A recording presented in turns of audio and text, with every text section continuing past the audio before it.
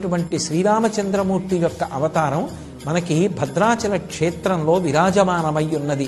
ఆ భద్రాద్రి చేసినటువంటి అద్భుతమైనటువంటి తపస్సు ఫలితంగా వామాంకస్థిత జానకీ పరిల సత్కోదండ దండంకరే చక్రం చోర్ధ్వకరేణ బాహుయుగలే శంఖం శరం దక్షిణే బిభ్రాణం జలజాతపత్రనయనం భద్రాద్రి మూర్ధిని స్థితం కేయూరాది విభూషితం రఘుపతిం సౌమిత్రియుక్తం భజే అని అపసవ్యముగా ఆయుధములను ధరించి లక్ష్మణ సీతా సమేతుడై రామచంద్ర ప్రభు భద్రాద్రి మీద వెలిశాడు.